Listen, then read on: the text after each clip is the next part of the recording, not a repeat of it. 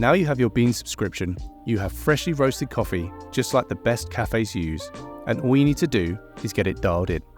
I'm Michael, a UK coffee tasting champion and world coffee tasting finalist, and I'm here to help you dial in your next coffee.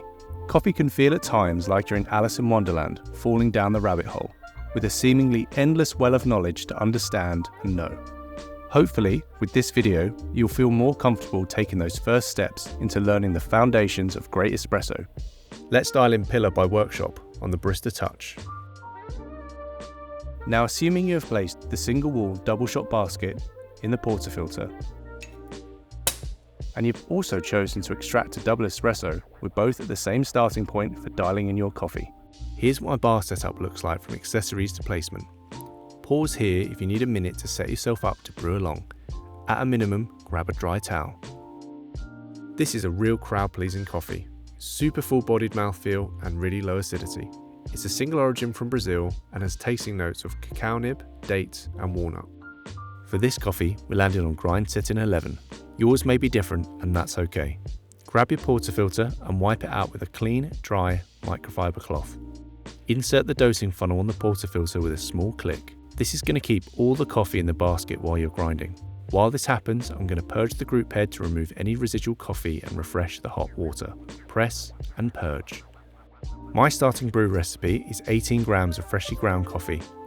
We're going for around 25 to 30 seconds of brew time, resulting in just under 60 mils or grams of espresso in the cup.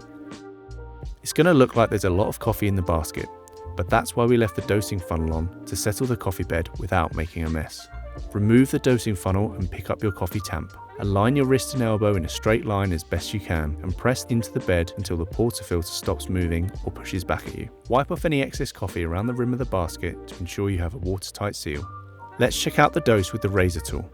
Come over to your knot box and just give the razor a little twist in a circular motion on the surface of the bed and ensure that any of the excess coffee is removed. Insert the portafilter into the group head. Press the double shot button and grab your favourite cup. You shouldn't see the first drop of espresso until around the 8 to 10 second mark. This is because we have pre-infusion.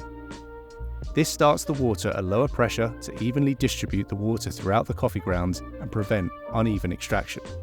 This will result in a slow saturation of the coffee bed and a full extraction of the sugars, acids, omegas and lipids that make up a delicious espresso. If your shot is extracted correctly, it will stop running after 25 to 32 seconds of contact time. Okay, let's give the coffee a swirl. Not only does this look fantastic, it allows the layers of espresso extraction to combine for a balanced, delicious and well-extracted drink. Did your espresso look and taste like mine? The number one goal of adjusting the grind is either to slow down or speed up the flow of water through the coffee bed. Don't be afraid of this step, we can always adjust it back. If the water is too fast, the coffee may be sour. This is called under extraction. Adjust the grind a couple of notches finer to slow down the water through the bed. If the flow is too slow, the coffee could taste bitter or roasty. This is called over extraction. Adjust the grind a couple of notches coarser to speed up the flow of water through the coffee bed. Over time, all these steps will become second nature, and you'll go from having good coffee sometimes to great coffee every time. And you'll know exactly what you did, and more importantly, why you did it. Explore all our curated specialty coffees at beanz.com by Sage.